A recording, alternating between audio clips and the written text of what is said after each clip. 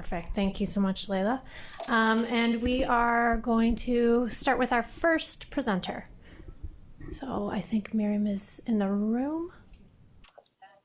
Maybe? Oh, great. Thanks.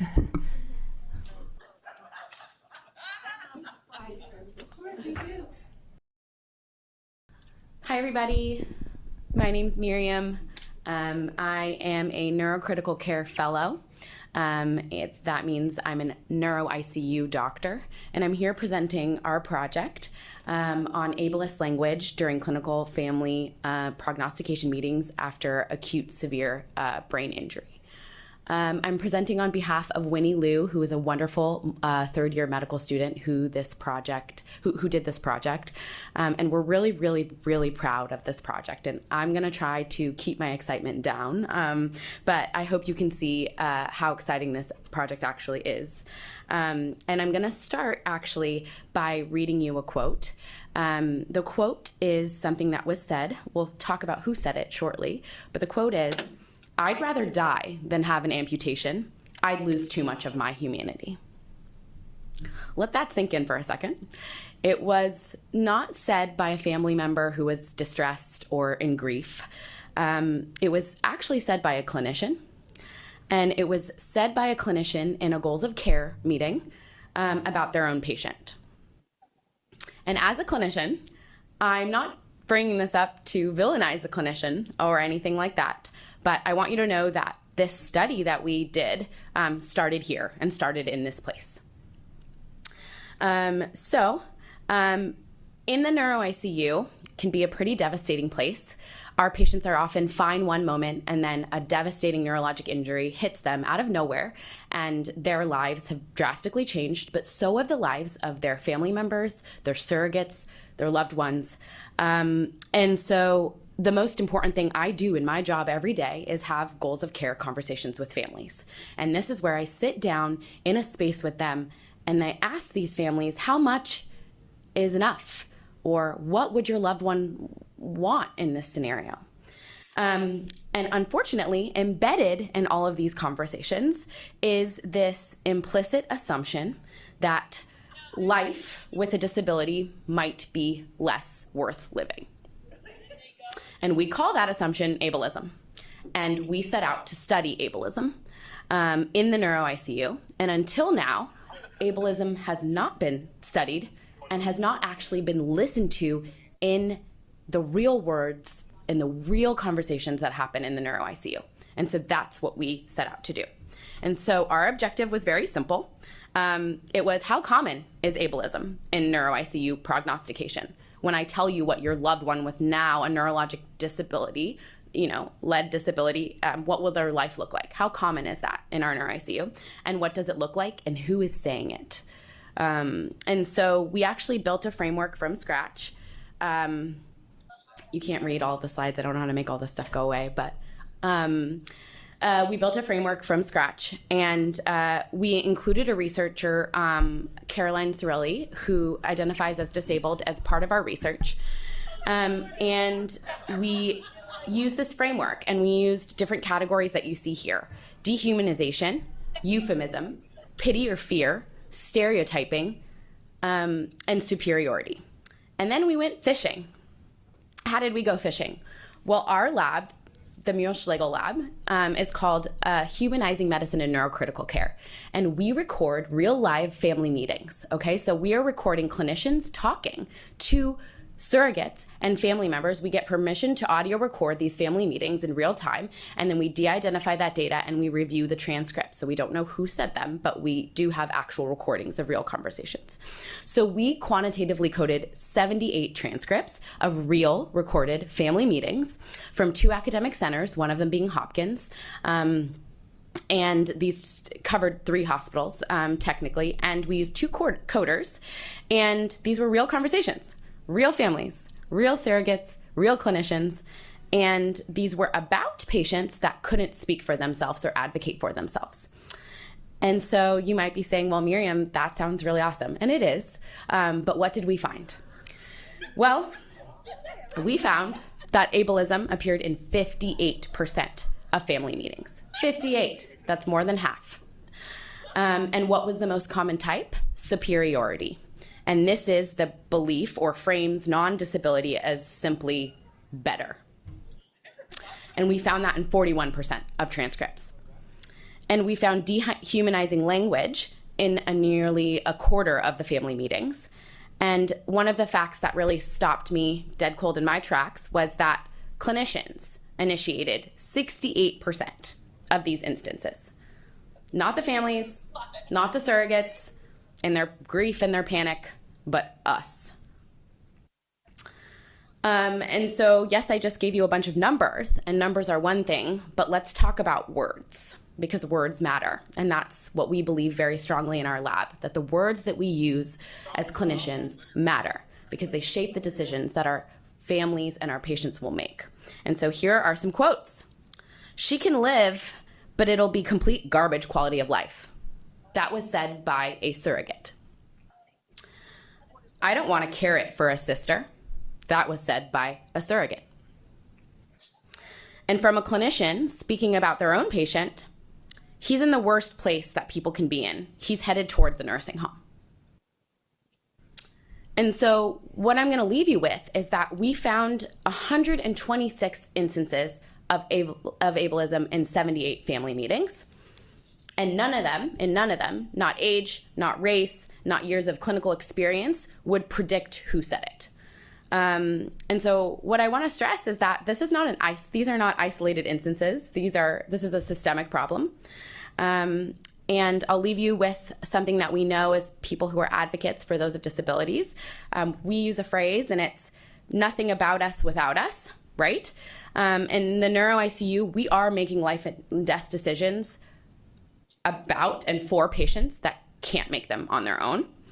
And the way that we do it and the way that we frame it is going to change the trajectory of their course. It's going to change all the decisions that are made after that. And so what does this mean, and what do we do with it? We don't know yet, but we want to be the people that keep asking the questions. And we realize that our words matter, and recognizing ableism, identifying it, calling it out, finding publications and places to show this literature is the first step. And that makes us worthy of patient-centered communication, disability awareness, and that makes us worthy of the trust that families and patients put in us. And so we owe that to our patients, and thank you very much for listening. Do we do questions or no? Do we not have time for that? Yeah. Just kidding. This is Bonnie. Thank you so much. I'm going to invite our next presenter to join us. And while our presenter is coming up, I will say that great work that was just presented is having a hard time getting published. So just for awareness of the challenges.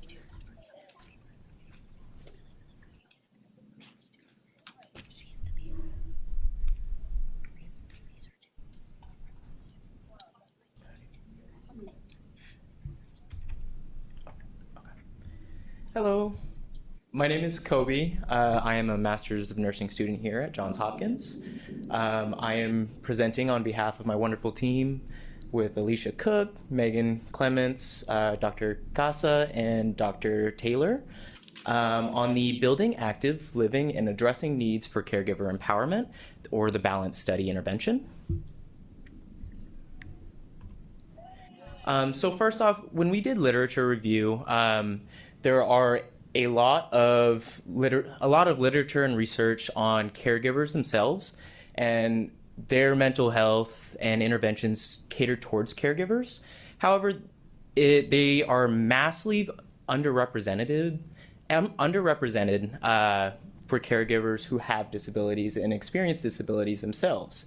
So the BALANCE intervention is a human-centered design intervention using feedback from prior work in the Design With You project for caregivers with disabilities. It is a structured 9 to 10 week multi-component intervention using a human-centered design process.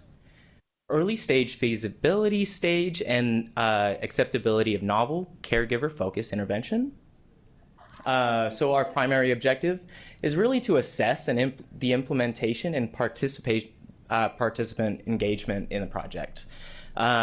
We want to evaluate the acceptability and appropriateness of the procedures thus far, caregiver stress, self-care attainment, resource utilization, social connectedness, quality of life, caregiver burden, and depressive symptoms are also secondary objectives that we want to measure throughout the intervention, both pre and post. Okay.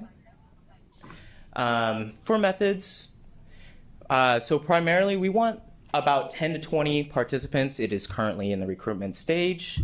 They go through various visits here, both pre and post data collection visits to assess those primary and secondary objectives, including depressive symptoms and their improvement, as well as caregiver stress and caregiver burden. And then they go through 4 to 5 individual visits with a trained resource navigator. These include intake and goal setting, resource navigation, check-in and continuity book planning, emergency and end-of-life planning, and then finally review and sustaining what we've already gone through. And then throughout these individual visits, they will also go through 2 to 3 group sessions, one of which we just did this Saturday. So these group settings will focus primarily on social connectedness, stress reduction, and self-care celebration. And then throughout the program as well, they will also receive materials including a care continuity book in which we give them the opportunity to write down kind of like how they want to take care of the person they are caring for, including diet, medications, their general schedule, as well as emergency, end-of-life planning, your MOLS, PULSE, etc., as well as a self-care toolbook, which is a journal, stress ball, resource lists, and various session handouts. So currently we have 6 caregivers with disabilities that are currently enrolled. The mean age is about 51.8 years old. Most of our recruitment has primarily been going through posters, neighboring community resources, and previous studies, including that Design with You study previously mentioned. Preliminary results really show that our caregivers in the program have concerns regarding their own time management, self-care, respite care access, and finances. Participant feedback, primarily on this intervention, includes adjustment of session numbers, so how many sessions we hold with them, adjustment of mode. We found that a lot of our participants really like Zoom, primarily because it's a large barrier to get them here or to go to their house and visit them in their home. And then as well as refinement of materials surrounding healthcare, so their own healthcare kind of plan, and then as well as the healthcare that they provide to their care recipients. And then finally, implications. So with this intervention, we really want to provide a scalable model that integrates resource navigation, peer support, and accessible materials to our participants, and really enhance these caregivers who experience disabilities themselves' role in improving their own depressive symptoms, as well as their social participation among our group of participants, and as well as the community in the greater Baltimore area.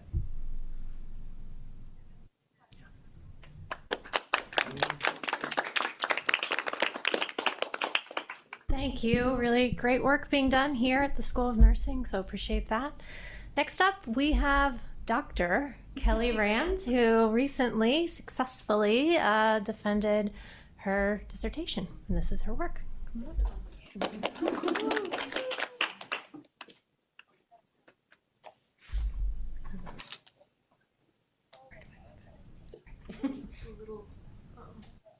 How do you change out the computer?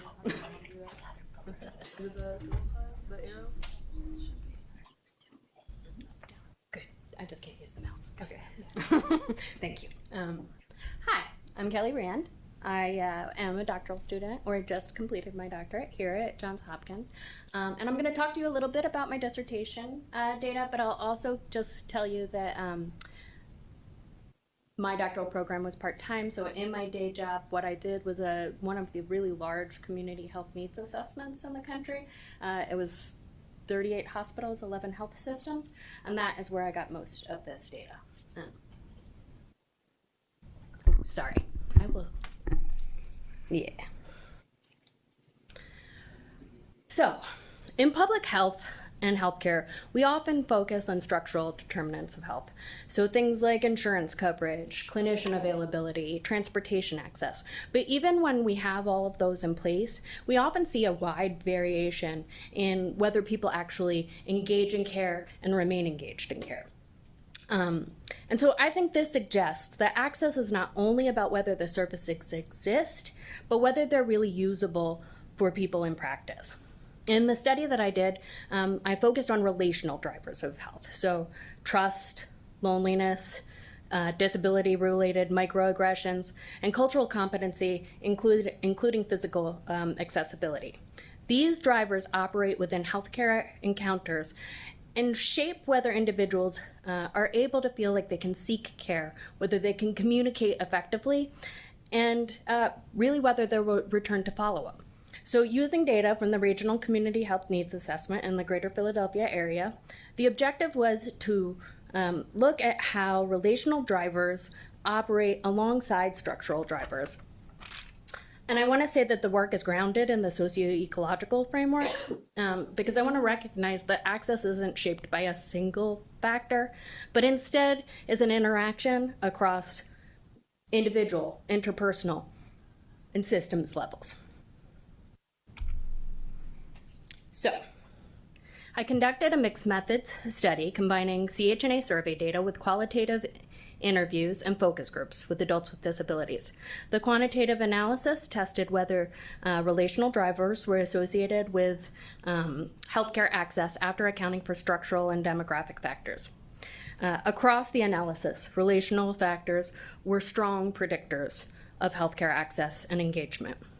Loneliness, trust barriers, and cultural competence barriers were all significantly associated with lower access to care, with trust barriers really emerging as one of the most significant predictors. I want to pause and say that microaggressions were also associated with lower access to care, but I think it's important to recognize that every single person who took a survey, every single person that I talked to had experienced ableist microaggressions. Every single one.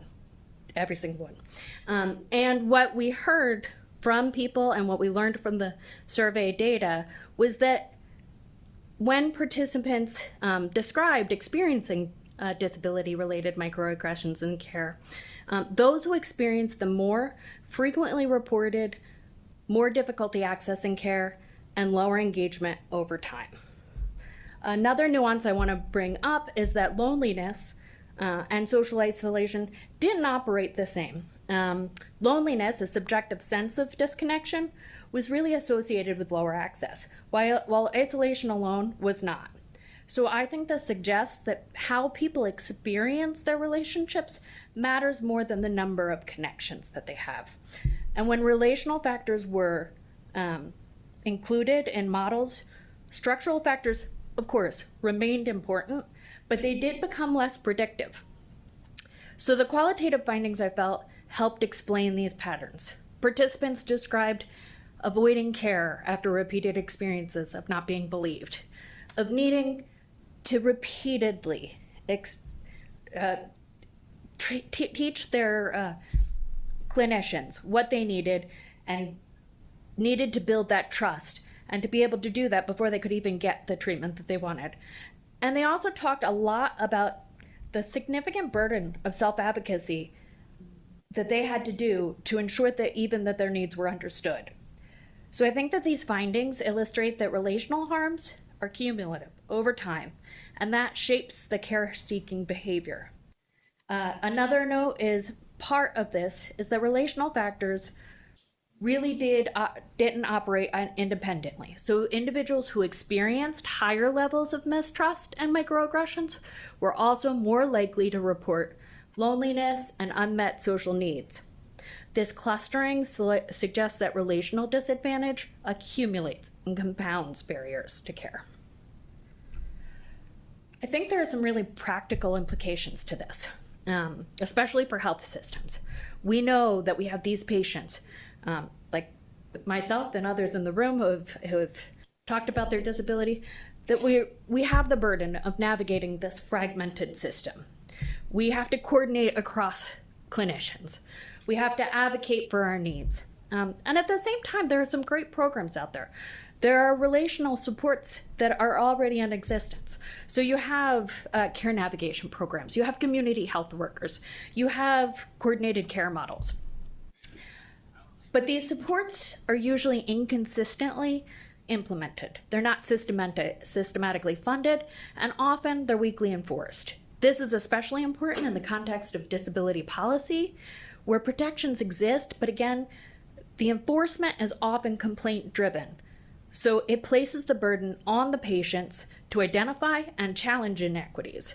And as a result, the responsibility for moving past system barriers is really shifted onto those who are most affected. This suggests that the core issue is not really a lack of solutions, but a lack of accountability. So to address this, I think health systems need to more systematically increase relational dimensions of care, incorporate disability stratified experience data, and treat these relational supports like community health workers, like care navigation, not as just nice to haves, but as a core infrastructure, not optional services. Ultimately, access to care is not just about whether the services exist. It is important whether they exist. But really, whether people are going to show up, they need to show up feeling that they can be safe, that they can communicate, that they can share their needs, and those needs will be respected. And that, I think, is one of the missing things in our healthcare system. So thank you today. Thank you so much. We have just enough time for our final presentation from Dr. Franz Castro.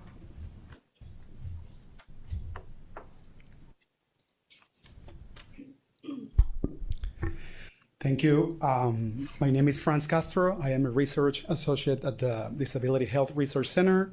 And I just wanted to start this presentation by saying that even if my name is in there, this is a collaborative project across the Disability Health Research Center, the School of Medicine, NYU, that really aims to assess accessibility of web scheduling portals and the impact that this has for people with disabilities. So inaccessible web portals have an important role in explaining disparities in access to specialty care for people with disabilities, as they really impact the way in which people can seek care, in which people with disabilities can finally schedule appointments and establish care with a specialist. And that first crucial interaction point between the patient or the user and the system is referred to as the virtual front door. And a report from 2022 showed that across a diverse range of medical academic websites, only 5% of them complied with the Web Content Accessibility Guidelines that to this day remain the gold standard for assessing web accessibility. And the aims of this project are first to explore the barriers that people with disabilities face when scheduling specialty care appointments. We also aim to refine the RAMP score as a deliverable of this grant. What is the RAMP score? This is a tool developed by our center. And in this new iteration, we really are thinking about ways in which we can make it more robust by embedding the lived experiences of people with disabilities, by embedding principles of universal design. In this presentation, I'm just going to focus on that first item, that first objective. But additional components are, for example, testing this tool across 250 medical websites, and also the co-designing or co-developing with the disability community a tool to improve scheduling pathways for specialty care. Keeping an eye on the time, we relied on a qualitative interview framework. Our recruitment took place by disseminating accessible materials via social media. We also relied on academic and disability advocacy networks to ensure that we really recruited a diverse sample of participants across gender, race, ethnicity, disability type, etc. And our final sample resulted in 35 participants. After conducting this recruitment, we targeted 5 academic medical websites based on our previous iteration of the RAMP score, and we conducted semi-structured interviews in which participants were asked to think aloud as they attempted to schedule an appointment with a specific website. And then after that, we inquired about key points such as frustrations, barriers, obstacles, and facilitators that occurred during that process. And I just wanted to mention that it's also included experiences that they previously had with virtual front doors and any other relevant experiences in previous interactions or specialty care journeys they might have had in the past.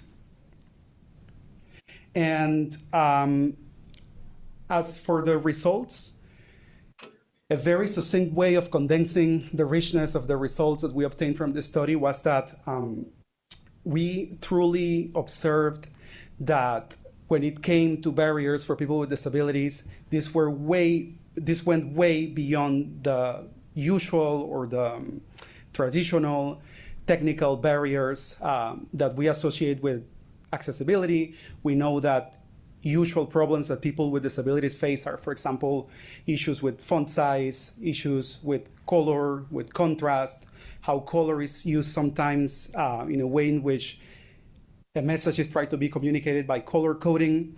But we really observed that experiences went beyond that and encompassed additionally items or elements such as normative language. And what do we mean by normative language? Normative language was defined by participants as ways in which the scheduling system tried to impose ways to define disability identities or disability types, not only in the context of disability, but also when it comes to race and ethnicity, when it comes to language that might have been seen as ableist. We also observed obstacles that were related, in particular, or specifically, that were related to the scheduling journey, such as issues with referrals, issues with providing information previous to the appointment, and for participants or users to be able to see information from providers or from facilities in advance. And just as a brief conclusion, our results truly suggest that we need metrics that go beyond accessibility. Accessibility is the lowest barrier, the lowest goal possible. And we really need to think about metrics that can really capture usability, which is the quality of the experience perceived by people with disabilities. And we believe that the RAMP score is a first step in that direction. And as we continue thinking about metrics that are disability-centered, that encompass disability justice, that encompass the experiences of people with disabilities and universal design, we believe that it's really valuable that we can produce tools like this for carrying out this type of assessments. And I also wanted to mention that that intersection between web accessibility, health, universal design is an area that has been largely unaddressed, and that if addressed properly could result in significant impacts or results that would benefit not only the disability community, but also would have positive externalities that would largely benefit populations such as non-native English speakers and other historically marginalized populations that are known to face health disparities. So that's it for me. Thank you.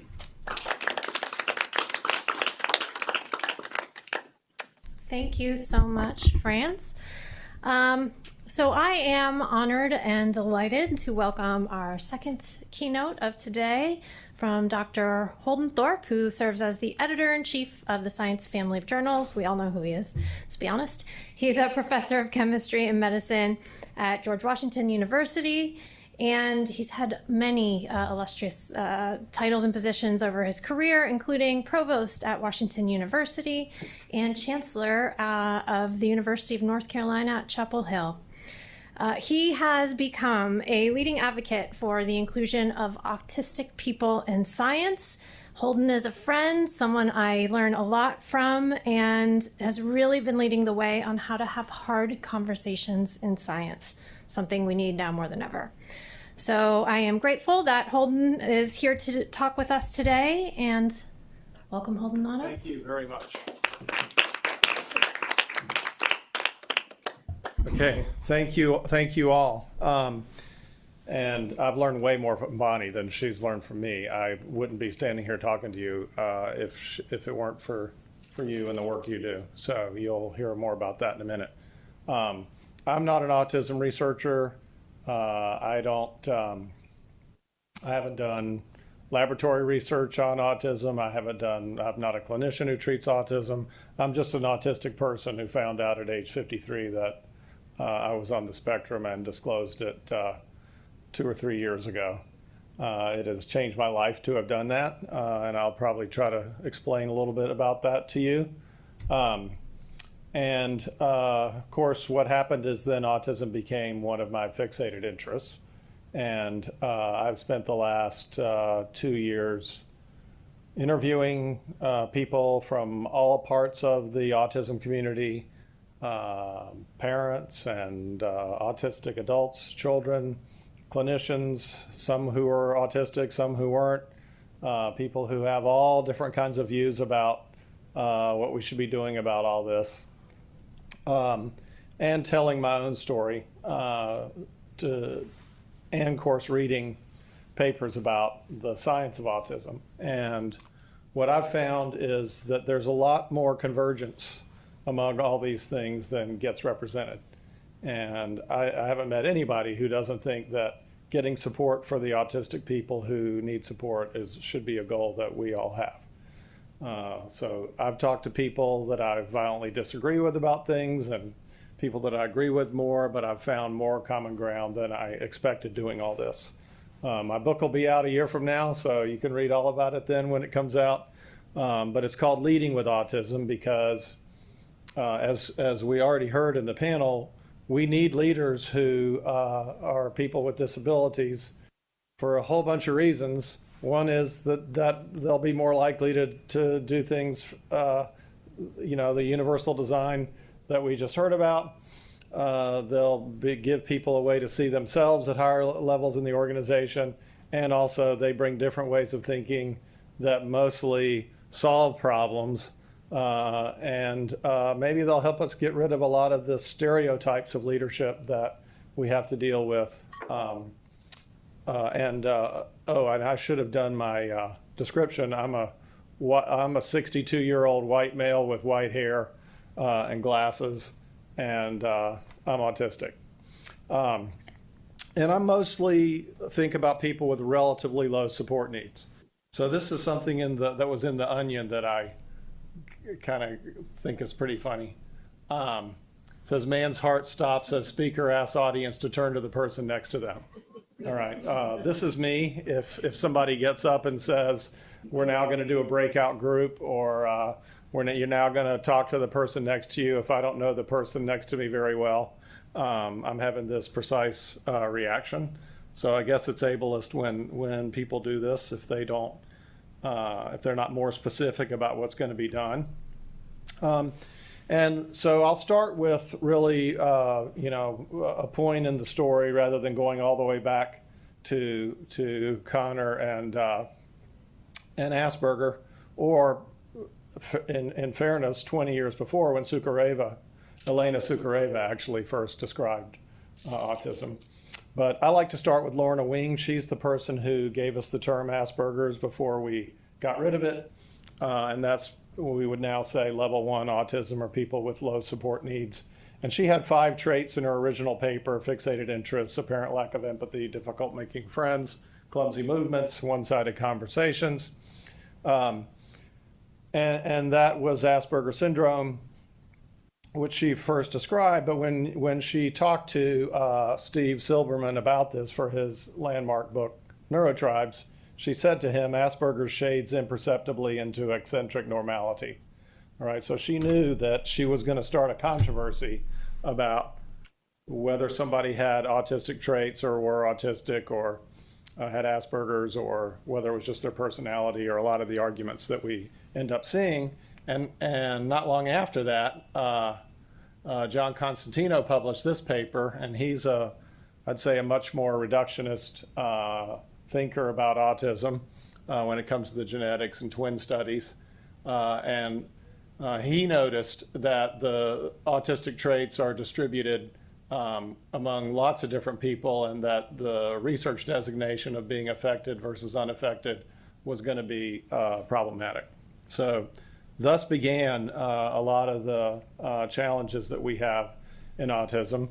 I always like to point this out. We can't diagnose people from the past, so I can't, or characters who may or may not even have been real. But this is a great book about autistic traits in the population by Rabbi Sam Levine, who wrote a book about the biblical character Joseph. That's the one from the musical and the DreamWorks movie. Joseph clearly had problems with social communication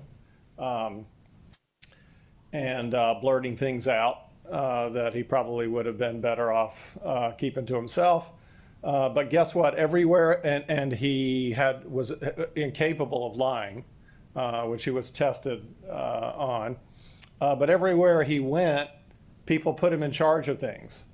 When he was sold into slavery, Potiphar put him in charge of his house. When he went into jail, the jailer put him in charge of running the jail. And then when he went to Egypt, the Pharaoh put him in charge of running Egypt. All right. So why? Because he could focus.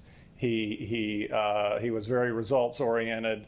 And I asked Rabbi Levine, I said, why do you think this story is in there? And he says, well, from the rabbinic tradition, they're always there to teach us something. And this was there to teach us that people with neurodivergent traits were folks that we should understand. And so, this is kind of the beginning of the idea of this before we had words for it. Now, as we've talked about, how do you get a diagnosis? Well, to get the full thing, of course, you have to have a workup from somebody who's going to give you lots of tests and observe you and stuff like that. But as you all know, there are many things you can look at online that'll give you some idea of at least whether you have a lot of autistic traits. And the one that most people have taken is the most people have taken is the autism spectrum quotient. It's pretty out of date because it asks questions about like whether you'd like to go to a library and things like that. But it's been administered to millions of people. And Simon Baron-Cohen, who developed it, I asked him, I said, what was the biggest surprise when thousands and then hundreds of thousands and then millions of people started taking your tests? And he said, well, nobody ever got a 0. So this is another part of the problem, or it's a good thing also, but everybody has some autistic traits. Now that doesn't mean everybody's autistic or everyone's a little autistic, and nobody likes to hear that. It just means that everybody has at least some autistic traits. Now, the thing will tell you if you do it that if you're over 33, you might want to look into whether you're autistic or not. I got a 40 when I did it myself, and then I thought, well, maybe I'm just answering some of these questions in a way that would make it look like I was autistic. So I got my wife to answer all the questions as though she were me, and she got a 42. So that's my research methods when it comes to the autism spectrum quotient. But of course, that's not the same thing as a diagnosis. So everybody has autistic traits, and I wanted to understand what is it about my profile where I don't have an intellectual disability, and I've been able to do all the things that I've been able to do, and I have low support needs, and people who have higher support needs. Aren't some of these traits in common? So if the traits are in common, how does this work? And one of the best clues I got was talking to this person. This is Carrie Cariello. She has a son who I think would be classified as level 2 autism. He has some intellectual disability, but he's able to live in a home for autistic folks, and he has a job, and he's going to get a college degree. And when I asked her, I said, so Jack and I both love to go on monologues about our autistic traits, and we bore people when we do it. And what she got me to see was that if you can talk about the fact that you're boring people with your monologues, or you're aware of it, then that is a differentiator between me and her son, who likes to talk about airplanes. And she said, he would just say why if somebody told him they didn't want to hear about airplanes.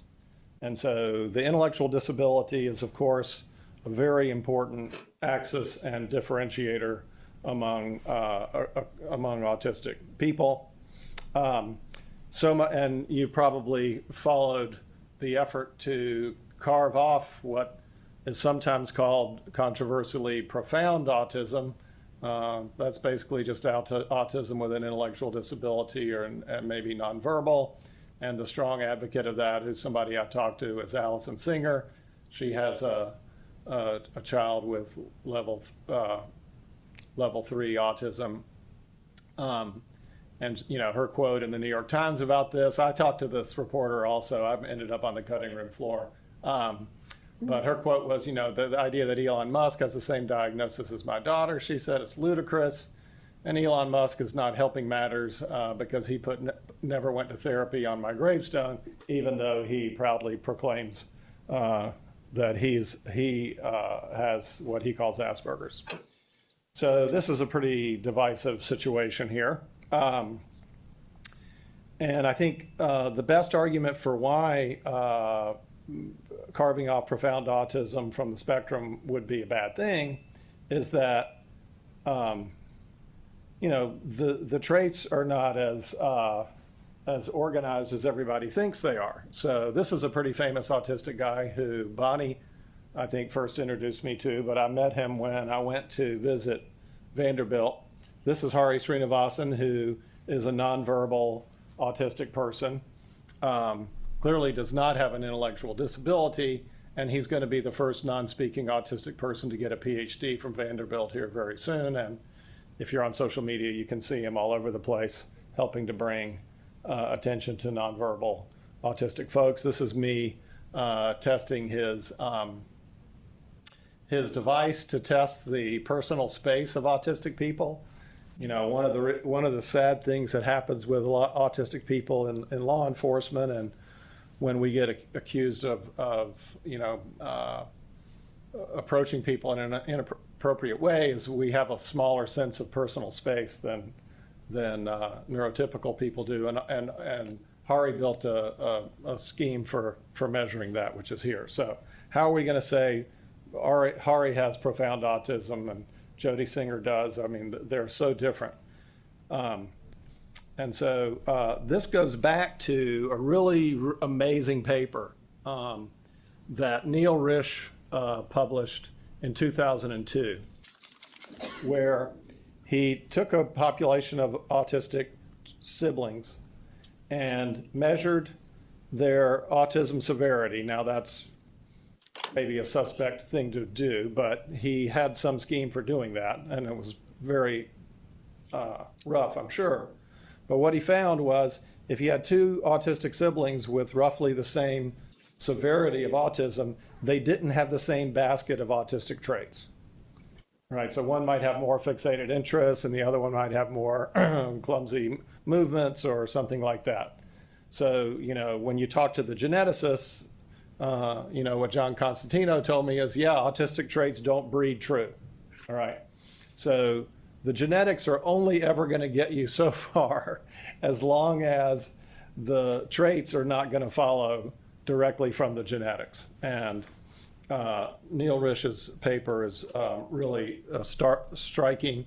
And you probably know the saying from Stephen Shore that if you've seen one autistic person, you've seen one autistic person.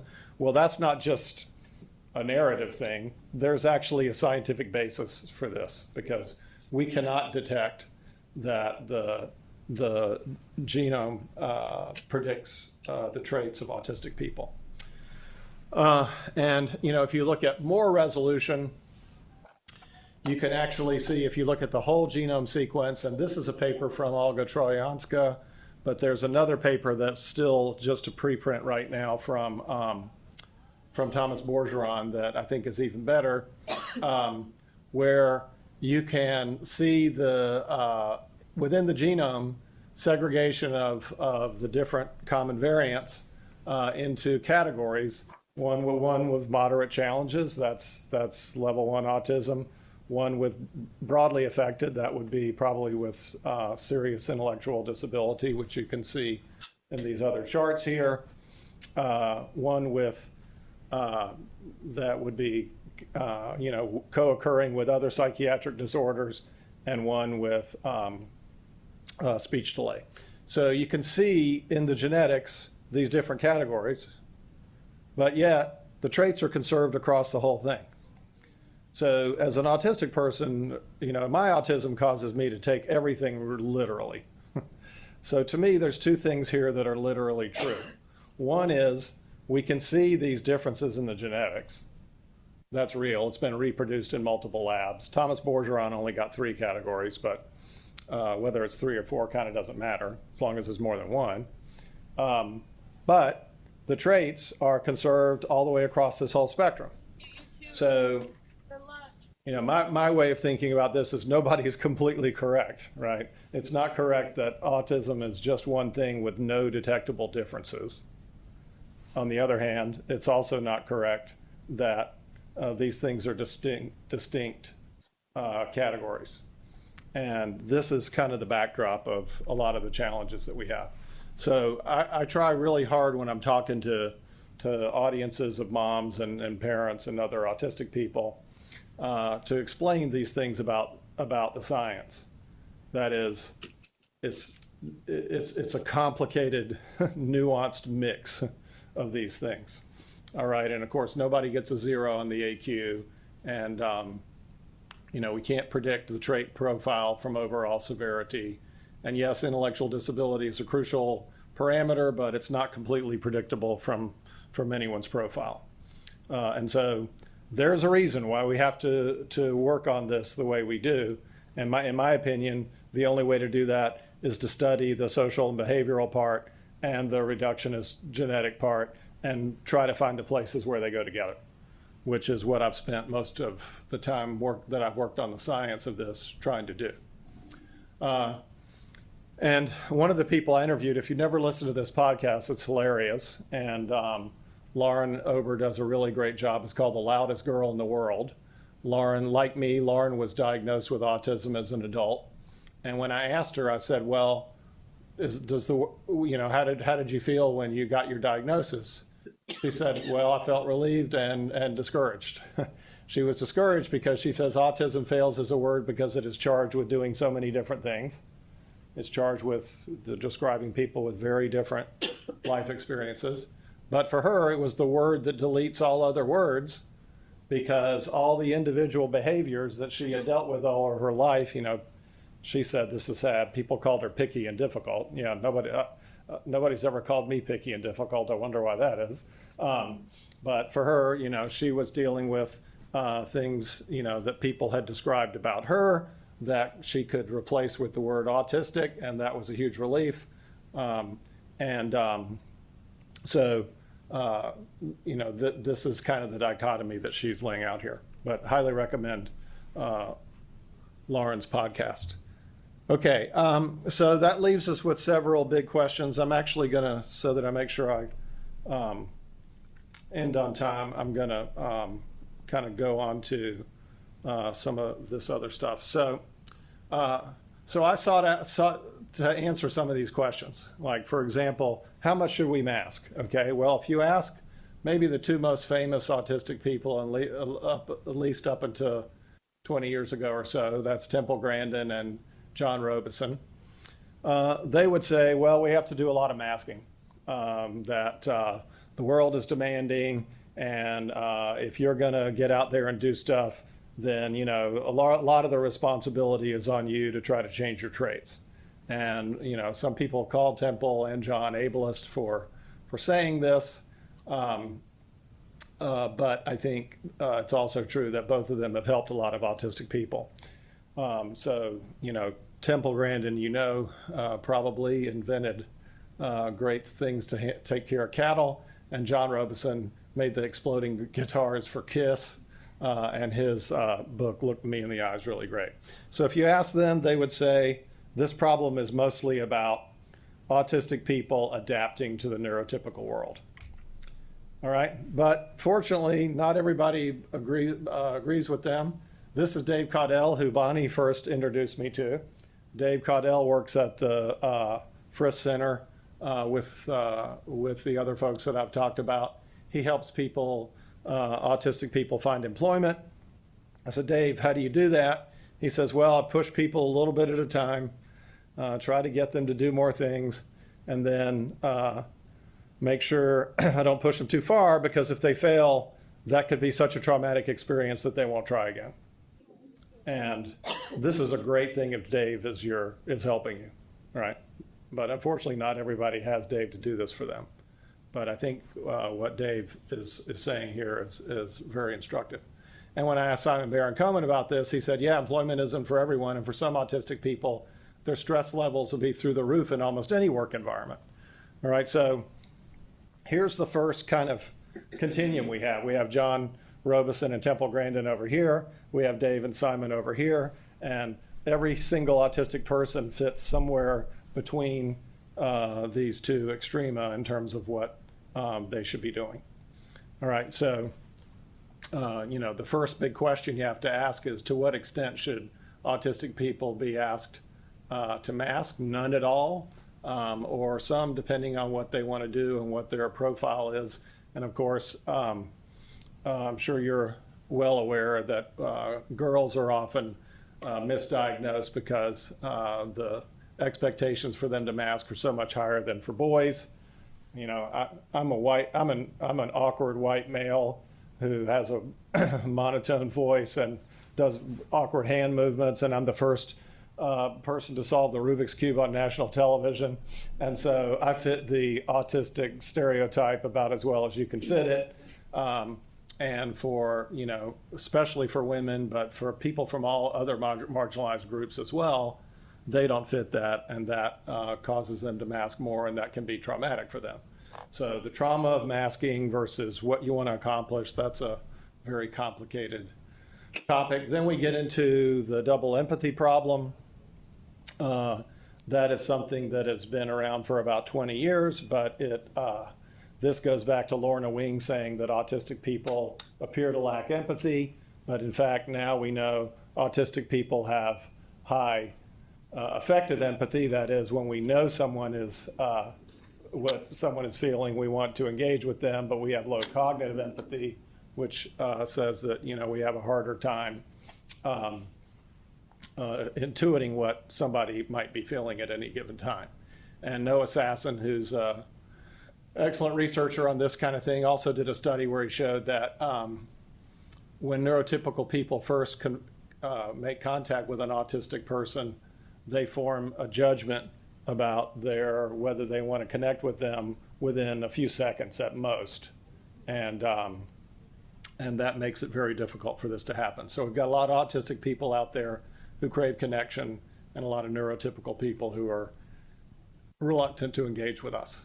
All right, so I'll tell you a little bit about my story. So I'm a typical, like I said, I'm a typical nerdy kid. I could be Sheldon Cooper or any Rain Man or any of these characters that have dominated the discourse. This is me managing the basketball team. I was managing because I couldn't possibly have played. I was a terrible athlete. I read at age 2. My mom ran the community theater in my hometown, and it was the family duty to be in the plays. But at age 12, she told me that I was not going to be in the plays anymore. So the closest thing I had to severe trauma was probably my mother firing me when I was 12 years old. But I was a strong student. I missed nonverbal cues, all the things that you might expect. Would I've gotten a diagnosis today? Well, definitely in 1970, I wasn't going to get a diagnosis. Would I've gotten one today? Maybe. Would I have been better off with one? Hard to say, because I was white. I had really close friends. I went to a small school where I was not bullied. I had support from my parents. And so I didn't really reach the threshold of needing support in a way that would have made it that I needed a diagnosis. And these are the people I grew up with. On the left is my best friend, Nick Robinson, who got a 3 on the AQ. So it's true that nobody ever got a 0, but I've had a best friend who got a 3. And we were perfectly complementary to each other, and we're still very close to this day. And over here on the right, those are all the people I went to grade school with about 5 years ago. And so we're all still together. We have a group chat. If anybody wants to know what all these people think, we're politically diverse. And they supported me all throughout my childhood. So, you know, if I've been bullied instead of having these folks around, or if I've been isolated online, almost certainly I would have needed and benefited from a diagnosis.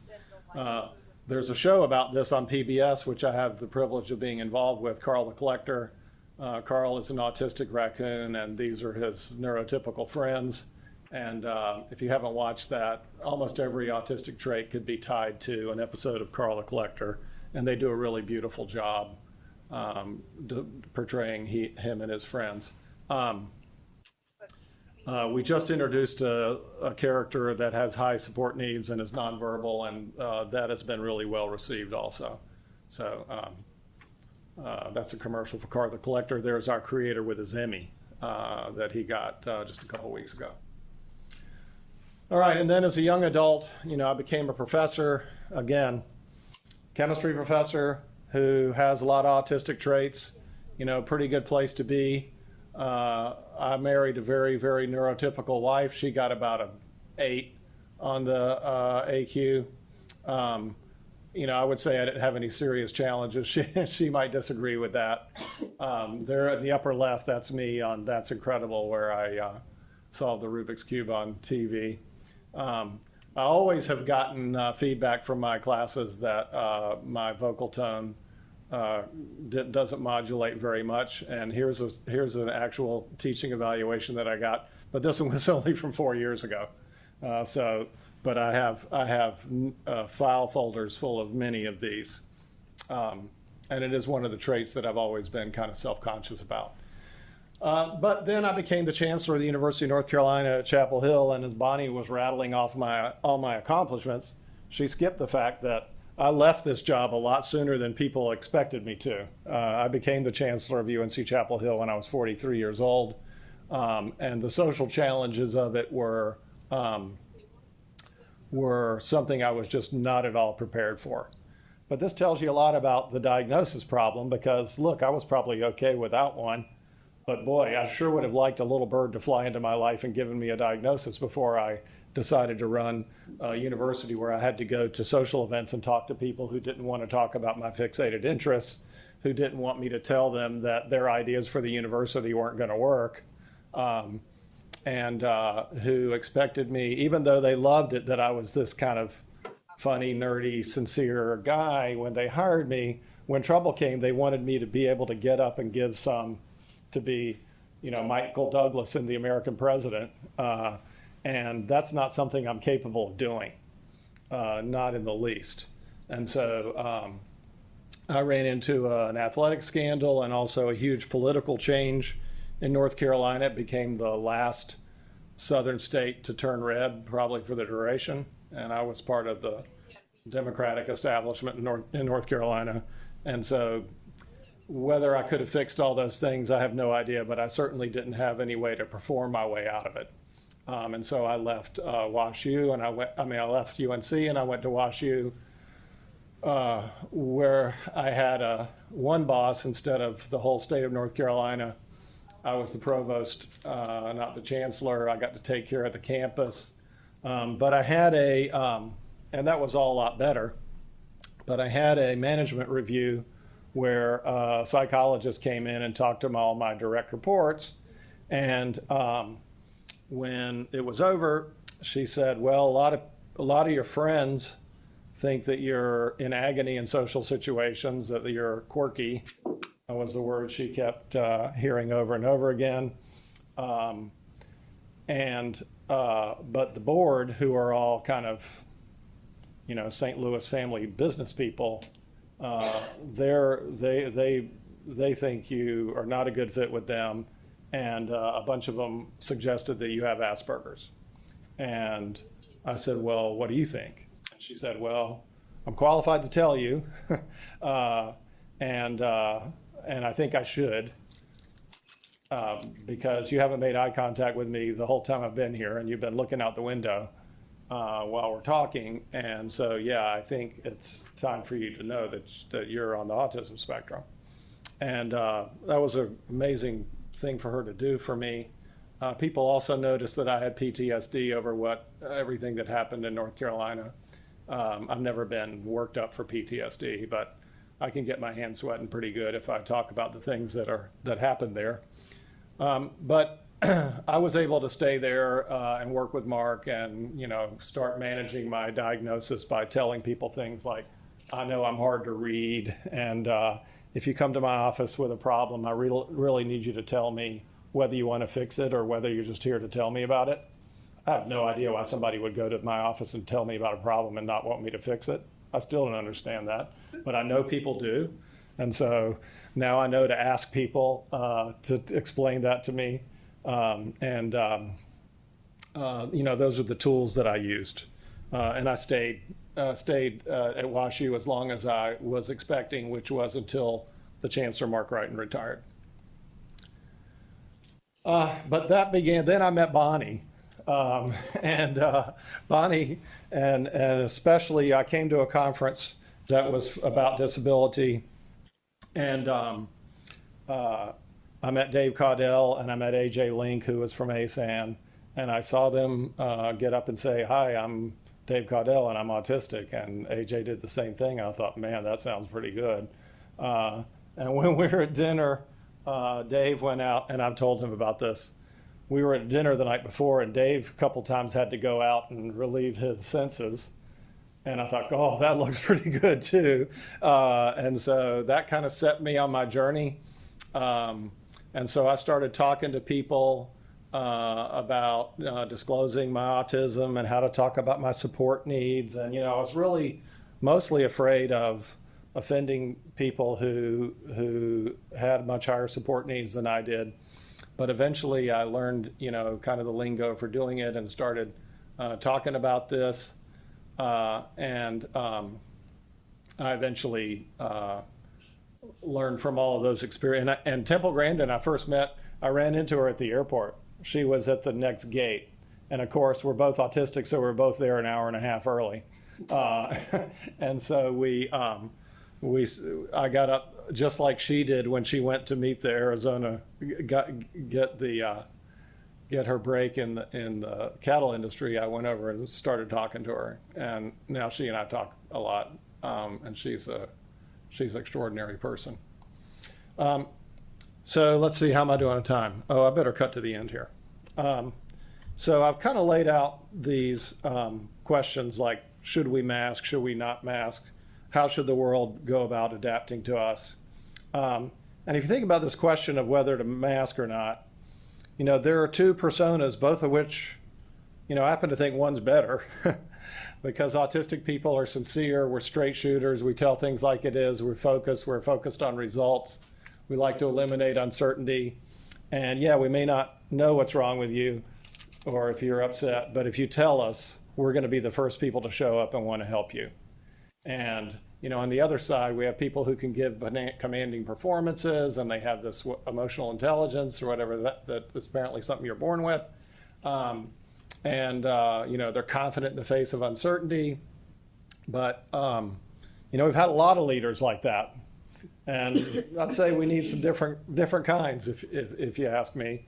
So, when I asked Simon Baron-Cohen about this, he said, yeah, I'd rather live next door to an autistic person than someone with high cognitive empathy and low affective empathy, because that's a psychopath, and they might make a really great politician. But, a lot of the things that we want to do require us to have at least some of this stuff, right? And so how do you think about which things require intervention in our behavior and which ones don't? And some disability rights folks may say nothing, and there are people on TikTok, probably not anybody here, but you can find people on TikTok saying things like that. But even Ari Naiman, who started ASAN and is about as ardent a person for nothing about us without us and all that, this is a long quote, but what he's basically saying is, yeah, the world should accept our traits that don't cause any harm, like the fact that we don't make eye contact, or for me, I have to work a Rubik's Cube on a long Zoom call if you want me to pay attention to you. But for social communication, should we have some intervention? Sure, that's good. That's good. Even someone who has relatively mild impairment might benefit from that. And so Ari is really into this idea of trait-specific interventions, and I like that too. It's a way to say, yeah, there's some we should absolutely ask people to accommodate, and there are others that we should focus on. And of course, the world needs to accommodate to us, because as I said, we want autistic people in all different roles. The traits we have that have zero harmful effects, of course, people should accept that. But the accommodations, as has already been said today, would make the world better for everybody, right? Nobody likes filling out complicated forms on the internet. Yeah, you may be able to get through it, and I may end up in a ball on the floor trying to finish it. And I know I make a lot of people fill out complicated forms on the internet in my job. But nobody wants to fill out complicated forms on the internet. We may want really precise language about our expectations. And we may want group projects to have very little, I call it take the guesswork out of teamwork. But if you have those things, you actually make organizations better and safer. Because rather than relying on people to intuit what somebody else is expecting, you just make it explicit. And that's good for everybody. That's not just good for the autistic folks. And of course, I think, and I talked to Brene Brown about this, and she's going to help me market my book. And even though she's not autistic, she works with a lot of leaders who have many autistic traits. And her mission in life is to get away from this alpha dog executive presence model of leadership. And that is, this should be a very big part of that. So I'm going to skip this, but we can come back to that. So I tend to think of this as like my theory of everything is the 3 A's. So the first A is alignment. What can our traits do at any given time? And the most important thing about that is it's different for every person, and it's different in time for every person. So, the people who just think it's the alignment will say, well, you just don't have the people skills to do this job. All right, we have to push through that. Or the people who think that emotional intelligence, which is not what Peter Salovey and his colleagues meant when they first proposed it, is something that is just innate that you measure when you're hiring somebody, and it's not going to change over time. That's in my opinion, the most ableist corner of the triangle, if that's the only part of this that you're into. Then you have the Temple Grandin and John Robeson corner, which is, if we want to achieve things, we have to adapt a lot of our traits.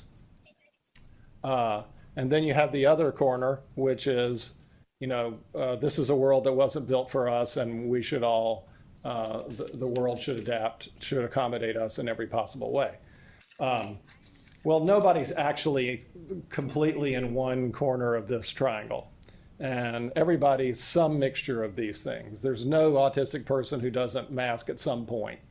And there are, we need a lot more, but there are accommodations that are happening.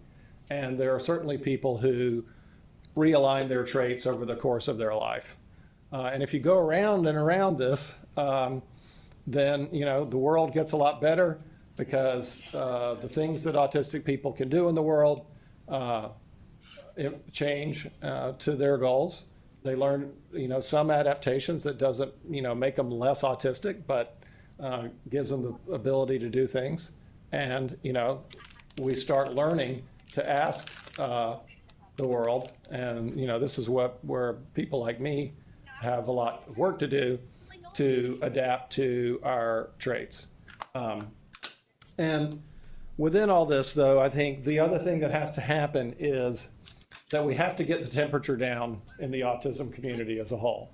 And if you don't think that's possible, here are some quotes from two people who could not possibly disagree more. So on the right is Allison Singer, who thinks that the inclusion of autistic people in research has taken attention away from people like her daughter who have high support needs, that we should have a medical intervention that would adapt or change autistic traits for some people. But even she, her position is that, her daughter's needs are very different than someone like me. But she did say they're not more important, they're just different. So that's not the same thing as her saying that those of us who have level 1 autism, that this is all in our head and that we shouldn't be asking for accommodations and support and stuff like that. I asked her that several times, and she was consistent about that. Now, some of her actions don't necessarily align with that, but, it's a glimmer. And then on the other side is Devin Price, who wrote Unmasking Autism, who couldn't possibly be more passionate that we should do as little masking as possible, and that a lot of our we deserve to have our traits accommodated. And what they told me, a lot of things that they told me, but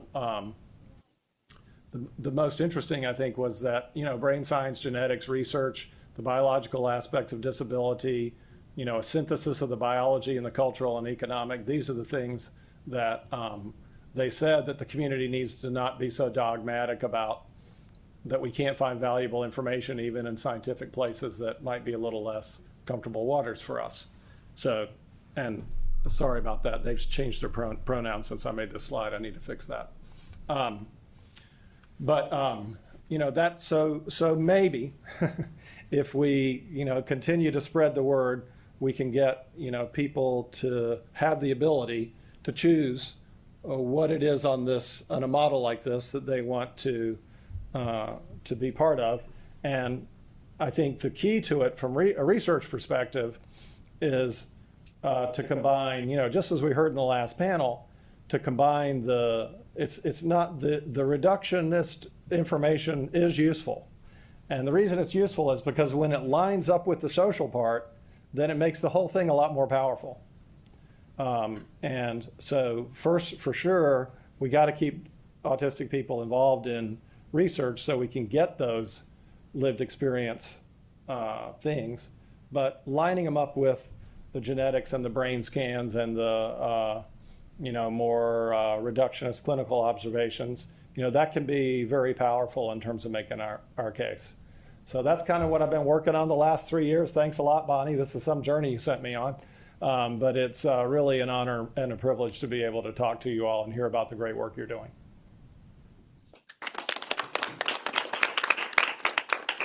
One. That's an autistic person for you. Yes.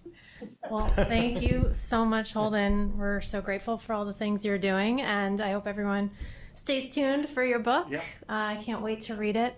I know you have to run to catch an airplane, if I'm not mistaken. Is that correct? Well, I'm going to be around for a little bit. Oh, okay. Yeah. Okay. So if anyone wants to follow up with Holden and ask him more questions, your preference if you want an email or to have a conversation. For sure, email anytime, but I'm not going to go to the airport for an hour. So. Okay, yeah. great. Well, thank you, Holden. It's honor to have you here and to share your story and have these hard conversations in science that I think we certainly need more of. So with that, we are about to conclude our day with a closing panel. Let me see if okay. So we are going to have a conversation about the future of disability research and focusing on moving from science to policy. I'm really delighted for our panelists that we have for this conversation from Johns Hopkins, Jeremy Ballreach, who is Associate Research Professor in the Department of Health Policy and Management at our Bloomberg School of Public Health. Going to invite Heather Volk up. Heather's the director of the Wendy Klag Center for Autism and Developmental Disabilities, and Mia Ives Ruverly, who is the senior director for the Disability Justice Initiative at the Center for American Progress, which is a think tank in DC. This conversation is being moderated by Franz Castro, who spoke about his research not just a few sessions ago. Franz is a research associate at the Disability Health Research Center here. So with that, I will actually ask if we can change our slide setup. Yeah. We can just take down the slides. Oh, maybe perfect. after. Yep. Yeah. Perfect. Okay. Jeremy, we have you on the big screen. Okay, and with that, I'll turn it over to Franz. All right. I am Franz. My visual description is that I'm a Latino male in my 30s. I'm wearing a blue suit and a blue tie. I'm a research associate at the Disability Health Research Center, and it is truly my honor to be here today moderating this panel on the future of disability research. We have an amazing group of experts today. You will have the chance to provide your visual descriptions and introduce yourselves shortly. So today we talked about how the field of disability health and disability health research is expanding, changes that are still needed, and the broad impact that the field is having. So to close out today, let's talk about what is needed to continue this momentum now and into the future, and how to move the needle forward in a way in which disability is not seen as a siloed field or element, but rather like as an instrumental element that intersects across so many fields, not only in the biomedical sciences, but also in the social sciences, health economics, and many others. So let's start by hearing from Mia. So what structural changes, such as funding models, incentive models, or training, do you believe would most accelerate both scientific progress and policy uptake? Yeah, well, hello? Hello? There we go. Hi, my name is Mia Ives Rubley. Again, I am the Senior Director for the Disability Justice Initiative at the Center for American Progress. Basically, what we do at CAP is we look at how disability interacts with different policies across the board. So I'm a bit of a jack of all trades in terms of policy. We utilize a lot of the research that comes out of Johns Hopkins. It comes out of Brandeis University. It comes out of UIC. We get research from across the country, and we sort of synthesize it and try to provide policy options to folks on the Hill, folks in different states, and politicians who are running for office. And so we really do we take your work and then we synthesize it and tell people what they should be doing with that broad band of knowledge. And so one of the things that has been interesting for me is that I have worked not only in the policy field, but I've also worked in organizing, and I have also worked as a direct provider at vocational rehabilitation services, and I'm an individual with a disability. And just to give you a quick visual description, I'm an Asian American woman, short black hair. I have sunglasses on my head and a black sweater on. And if you hear some metal ringing, that is my service dog, Vizini, who is right now behind the table. So, but in terms of the things that I think about when I am doing policy and how we can become better at making sure that research gets to the policymakers, is thinking about not only, how we structure our funding, how we structure who gets access to that funding, how we structure how this research is being done. All of this is extremely important in making the decision of what we are researching on. And a lot of times what we've seen is that a lot of non-disabled people get to decide what is important within disability research. And so that has resulted partially because a lot of the medical field has been pretty much the leaders on a lot of particularly the health-related disability research. So a lot of research looks at cure, right? They look at how do we cure this disability? How do we treat this disability so that this person can look as able-bodied as possible? How do we show them how to mask, like the individual that talked earlier? And so that is extremely problematic because we're not asking disabled people what is most important to you and your community and what is going to help you succeed. Because a cure 10 years, 15, 20 years down the road is not going to help you right now, right? And so these are all the things that I'm thinking about when I'm looking at sort of the structures that we and the models that we have in dealing with research and policy. One of the things that I really recommend folks think about is we know that right now research and policy are all under attack. Funding is being cut. Structures are being attacked. You know, recently we saw in the news that rich people, including Epstein, tried to keep women out of STEM fields, right? So we know that people are creating structures and barriers so that individuals who are vulnerable, communities that are vulnerable, don't get access to do the research, to be the policymakers. And so while these structures are falling or crumbling, this is the time that we can actually take action and say, you have been saying for so long that we have to stay with this structure because historically we have this structure in place. Well, now the structure is crumbling. It's time for us to take action and actually change these structures, not just recreate them, as many have suggested, but to actually recreate them into the images of our communities so that they are well represented, not only in the funding spaces, but in the research spaces, in the policy spaces, and in our leadership. So I think now is really a great time, a great opportunity. I know I'm flipping that a little on its head for many of you, but yeah, I think we can utilize this time to really look at, you know, the IRB process. We can look at how we're funding grants. There's so many requirements around grant access, right?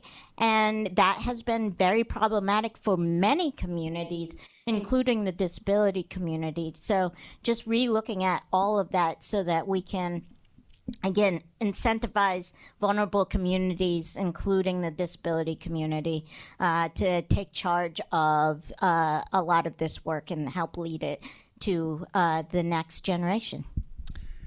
Excellent. Absolutely. Despite the fact that people with disabilities are the largest minority group in the U.S., historically, disability has been seen just as an ancillary, as an additional, and not as an integral element of research.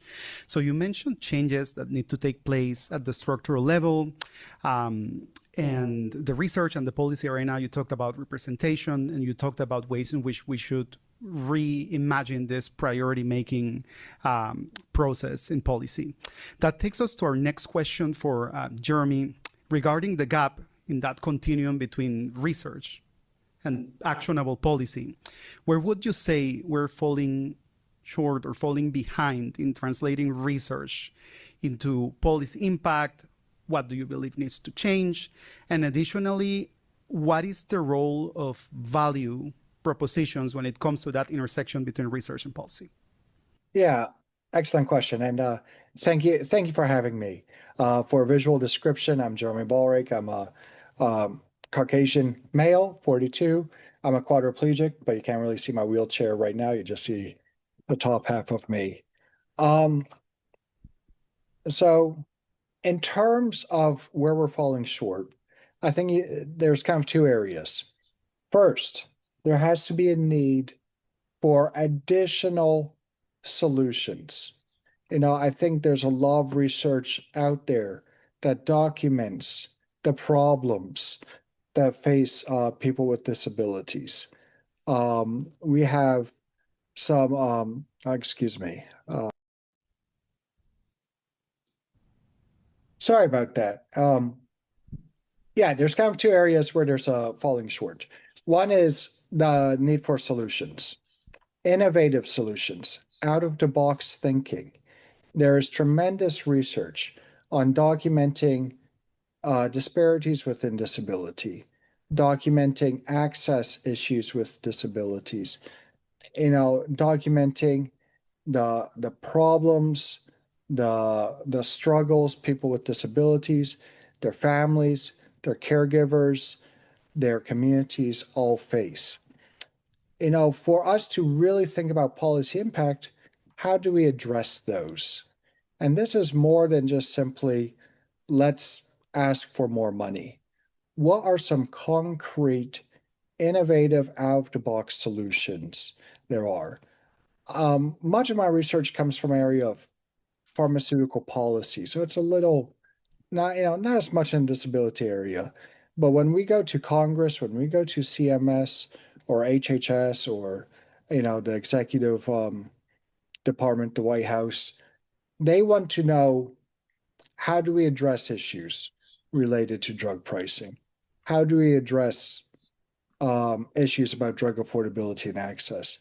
And I think that mentality of coming forth, not starting with, this is the problem, but here are some concrete solutions, here are some innovative solutions, some out-of-the-box thinking, that can help promote, can help bridge, can help better people's lives with disabilities. Related to it, and this kind of ties into your follow-up question about value proposition, is what is the value? You mentioned that people with disabilities that represent 25% of the US population. Large market, you can make a business case that disabilities have a strong, business market just based on the population. But what's the value? And you need to think about it, the value proposition, not so much just simply as dollars and cents, but the value to society, the value in terms of improving people's quality of life, improving people's care, reducing risks, and improving, the acceptance and accessibility for disability. I know I ran into this whole value question. As a person in a wheelchair, with a chronic condition, go to Hopkins Hospital. It's difficult to, if I need an imaging, they have to manually transfer you. There's a strong value proposition that they need better lift, better system for the transfer. And the value proposition there is not just to improve my own care and comfort, but also it improves, reduces staff turnover rate, improves staff physical health. It reduces liability with the hospital system. So when we think about solutions, when we think about improving areas for people with disabilities, we need to think about what's the value proposition. And it's not just simply dollars and cents, but also how it affects, the people with disabilities, the caregivers, the family, the support systems as well. Thank you so much, Jeremy. This is Franz speaking. I believe this circles back to the first panel we had today. There is this moral, philosophical, human rights imperative when it comes to policy to improve the lives of people with disabilities. And yet when it comes to policy, there is this tension, as you mentioned, with traditional utilitarian frameworks that emphasize providing evidence of value. And these approaches, or traditionally used approaches, oftentimes frame the value of people with disabilities in a way that is detrimental for the disability community. So, no, thank you so much for your insights. And this is a perfect segue for our next question. We talked about value propositions and how they create this hierarchy on the basis of value to decide what matters, what doesn't matter from the policy standpoint. So, Heather, let's talk about this verticality, this imbalance when it comes to priorities in research. Who do you believe is currently shaping the disability research agendas, and to what extent are people with disabilities being excluded or included in that conversation? And building on that idea, how can research move beyond including people with disabilities to co-designing research with the disability community and having research that is led by the disability community? I get the big loaded question. My name is Heather Volk. For a visual description, I'm a middle-aged white woman. I have wild curly blonde hair and a big toothy grin. And that's the easiest way to find me in a room, probably. I direct the Wendy Klag Center for Autism and Developmental Disabilities in School Public Health, and so my answer really comes from that public health lens. Additionally, as my training is an epidemiologist, so thinking about a focus on studying distribution, determinants, and downstream consequences and correlations of health outcomes, right? And so prior to January of 2025, I would give you one answer, and since then, I would give you a second answer. Like Mia, I have sort of a mixed bag, though, in terms of opportunity versus problems in terms of what to talk about. I really think that, in the later months of 2024, we were really at a nice point of having many more inclusion programs in place in terms of thinking about training grants and training programs focused on a range of disability, both physical as well as intellectual disability for students and trainees and junior faculty that could apply for to help foster those research careers, which I think is incredibly important for the pipeline of thinking about studying disability from a perspective of inclusion and having people with disabilities part of that research being developed. I also think at that time, a lot of our big funders, whether it was foundations or the NIH or the CDC, were really supportive of those large programs and really pushing to have some of those senses in place. Then things shifted. And so it's anyone else in the room. So what is the one health outcome that has had a special request for grant applications come out since January of 2025? Autism. Good job, Jen. Autism, right. So while I would say that policymakers were necessarily not interested in disability and its related conditions and co-occurring conditions and downstream health outcomes, we have one glaring, glowing example where a whole bunch of attention and funding has been dedicated towards autism. And notably, in those requests for applications, it was required to include community partners and people with lived experience in your research application.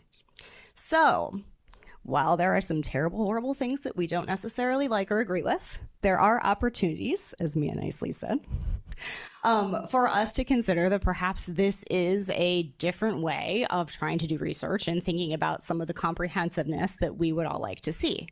Now, it is very limited, it is very restrictive, it is targeted, and there's all sorts of other questions underway, right? But from my perspective, the fact that that was included as a stipulation, right, as a requirement for those applications in research, that shows some hint of inclusive thinking, right? That shows that this is something that we want to be doing anyway. And so now my perspective is sort of like we need to continue, those of us broadly in the room and online need to continue to be drivers of this type of work, to think about developing partnerships with community members, with people with lived experience across a range of health conditions for disability work. No, thank you, Heather. You raised some really important points, and I believe this is one of the main messages from today's event, something that truly resonates across the board, and definitely an area that has to be prioritized in research. And it is how to depart from the notion that we're doing research about people with disabilities to thinking about how we're conducting research with the disability community. So moving on, and to close on as optimistic a note as possible. So the future of disability research strongly depends on the next generation of researchers. So some of them are here today attending this event. And to that point, I would like to hear your thoughts on, what your thoughts are regarding what this next generation of researchers should be doing differently, and what advice would you give early career researchers looking to meaningfully include disability in their research or their work, regardless of their future area of expertise? I guess I'll go first. I think that one of the things that I think about when I am talking to folks who are newly coming into this sphere, particularly individuals who are looking into policy jobs in particular, and looking at how policy turns into, or how research turns into policy, is to be very involved in the communities that you are doing research in. I think one of the biggest problems has been that there's been such a disconnect between sort of staying very, trying to say that you're being very scientific in the ways that you're not interacting with and not affecting specific populations in the work that you're doing. I think no matter how you set up your research, particularly when you're focusing on human beings, how you set up your research, it's going to affect it no matter how you do it. So I always find it very important to be involved in the community, do mixed methods as well. I think a lot of people rely on just doing medical data analysis. And I don't think that gets all the perspectives and understandings of sort of what's happening in the real world, because they just become sort of numbers on a page, and you don't get to see what's going on in their life around it. And so when I'm thinking sort of, when I was working with some clients in vocational rehabilitation, we'd get information and research on like what are the best practices. But then when you went, through their day-to-day life, that was not a best practice because of all the chaos that they were dealing with surrounding that one issue. And so I think it's really important to get involved in the community, and also to make sure that you're actually talking to people that the issue is affecting. Thank you so much. And yeah, that highlights the important role of qualitative research in sort of like having that triangulation between not only what the medical records data tells us, but also what are the actual lived experiences of people with disabilities. No, thank you so much, Mia. Any other thoughts on advice for future research? Yeah, I just want to elevate the point about what Mia brought up is, bringing in multiple perspectives.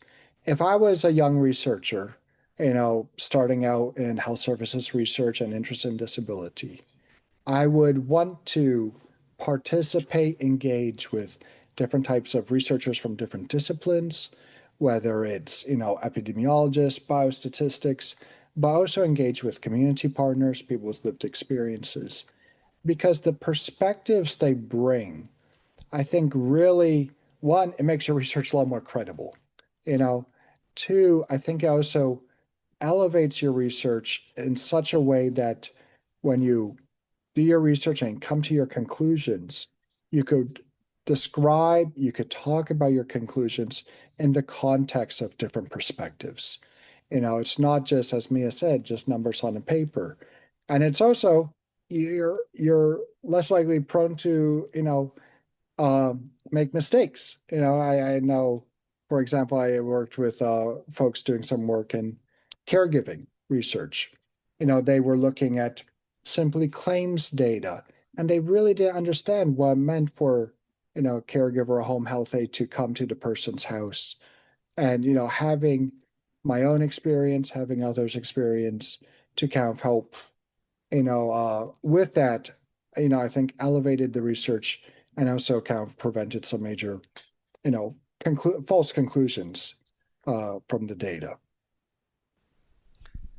Thank you so much. So this is Heather. So building on what Mia and Jeremy just nicely said, I do think that integrating yourself with other disciplines is hugely important and can be really beneficial to a research career, both in terms of thinking about how to translate your research to a non-scientific audience, but also to think about other implications of what it is you are doing and what some of those impacts could be. I would also say to all junior people around to please don't give up. I think right now is a really difficult time for a lot of folks. I think a lot of junior faculty and graduate students are struggling, our postdocs are, and are trying to decide what it is they want to do. And so we need those folks who are interested in areas like disability research to really keep going and to continue to come up through the ranks.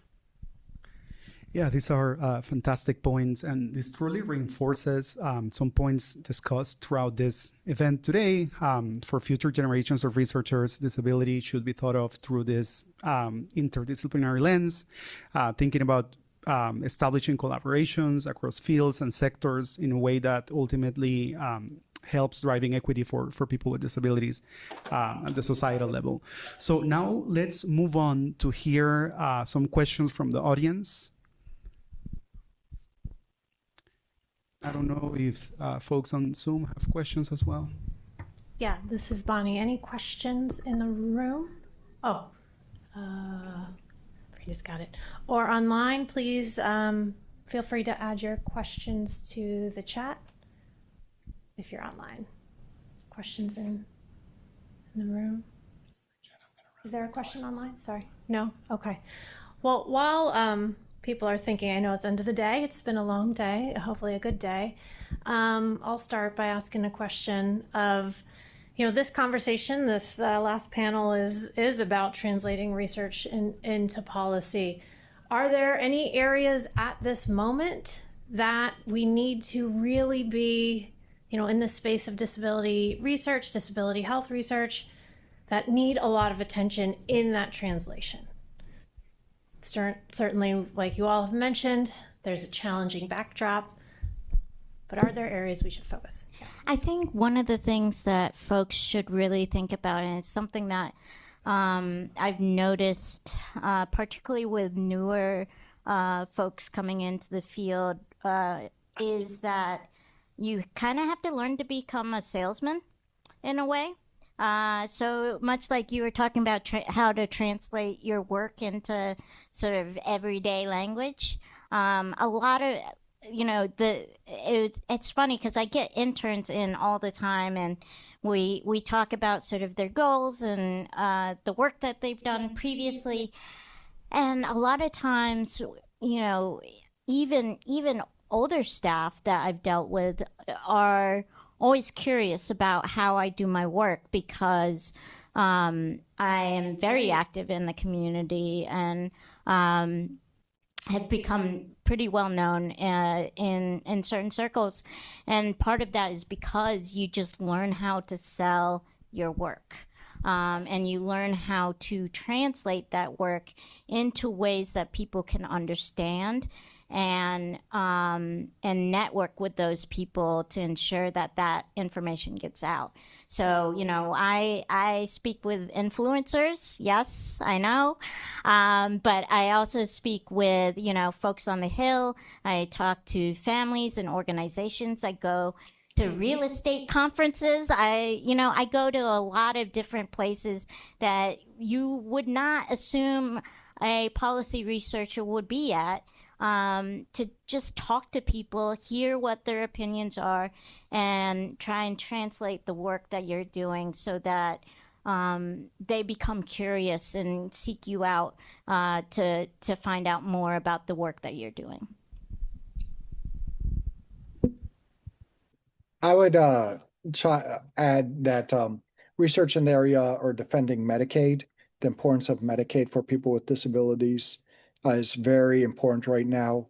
DOJ, they pushed this release of Medicaid data, and a lot of these, quote, fraud areas are related to, autism supports. And, my fear is, without defending the very important role that, say, certain ABA therapies, the important role that Medicaid provides for people with disabilities to live in the community, to have a quality life, is that we're going to get some politicians who will just, take an axe to Medicaid. So, if you're in the area of disability research, focusing and thinking about the value that certain Medicaid programs bring to people with disability, and elevating that, and being a salesman about why these programs are helpful, and also open-minded. How can we prevent fraud going forward? There is a concern about that. So not just brushing away, but acknowledging that there is some problems, but definitely need to think about the role of Medicaid and importance of Medicaid for people with disability.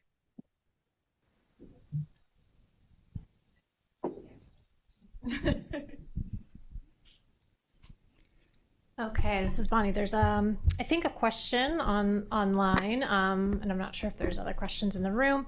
I think the question is about intersectionality of disability, socioeconomics, race, ethnicity, gender, cultures, and environment. I'm not exactly sure what the precise question is, but thinking about all those connections, are there, do you all have thoughts about how to better do research that then informs policy across these intersections?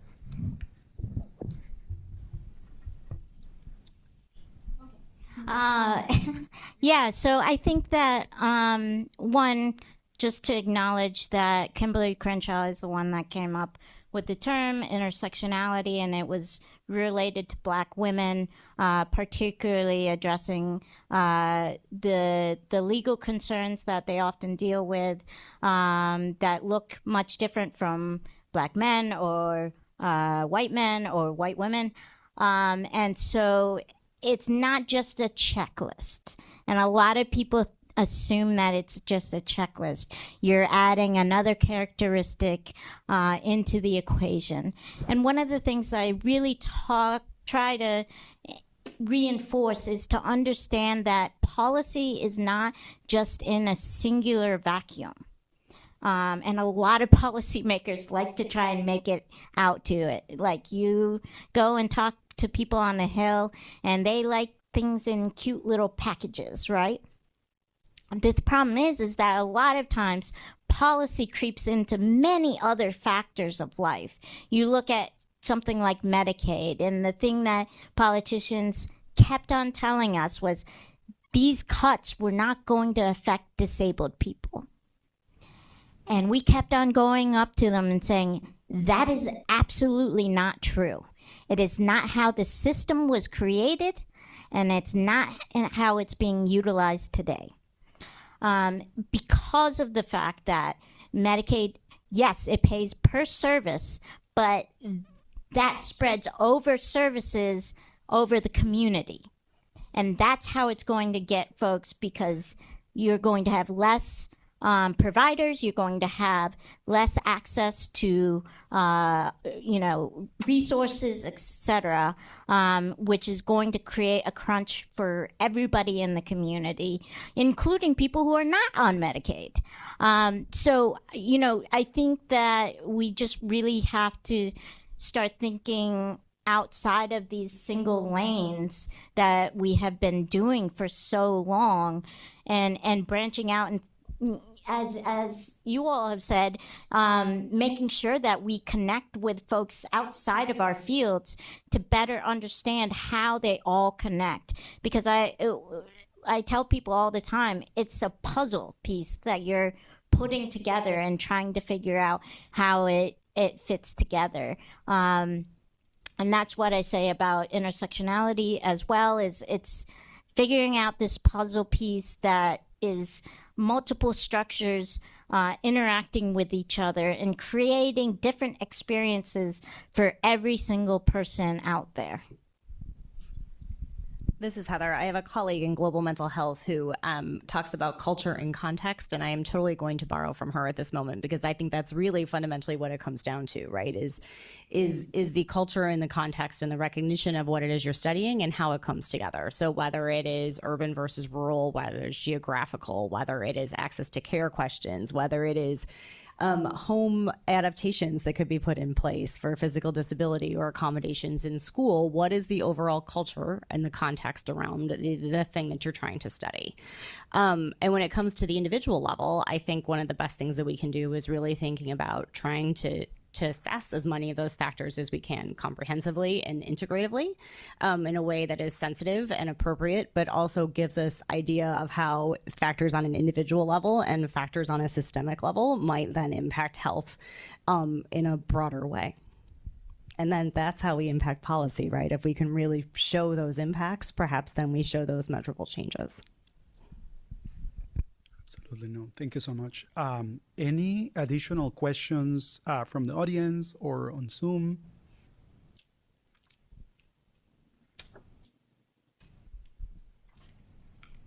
All right, this is Bonnie. I think everyone is tired at this point of the day. And if there's no final questions, we just have a few minutes left of this panel anyway. I think maybe we can go ahead and thank our panelists for closing out the day. I know it's been a long day. Thank you so much.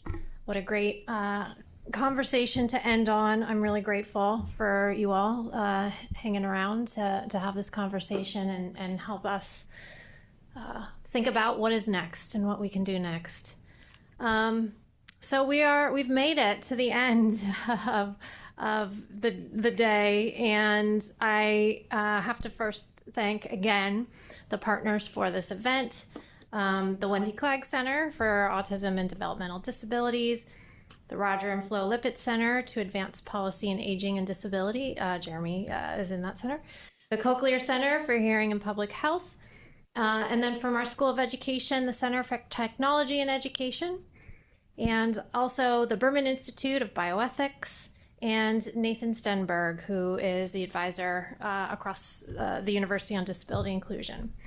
And last but certainly not least, much thanks to our sponsors, the Johns Hopkins Federal Credit Union, the Data Science and AI Institute here, and the Envisioning the Future Award from Johns Hopkins to celebrate our 150th anniversary. So I'm going to try and keep this short, but it was, like I said in the beginning, it felt like a long time coming to have this event. We've been thinking about it and trying to find ways to make it a reality, and I'm just thankful for you all for being part of it. I hope that everyone comes away from this with some thoughts and ideas on how we can continue to push forward the field of disability health at Hopkins and far beyond. And I hope that you all have at least gotten one chance to be either introduced to or learned more about someone and someone's work that you were not yet familiar with. Really thankful for Layla Shabander in making this day go smoothly and perhaps not as smoothly behind the scenes as it seemed, but thanks so much to Layla. Thank you. And with that, we do have a survey. We'll share a QR code and we'll follow up with an email just to get your feelings on how today went, what went well, what didn't, what you wish you learned more about, were there access barriers in the day, and if we should do this again sometime or not. So with that, I encourage you to fill out that form when you get a chance. And thank you all for being a part of this day. Appreciate it.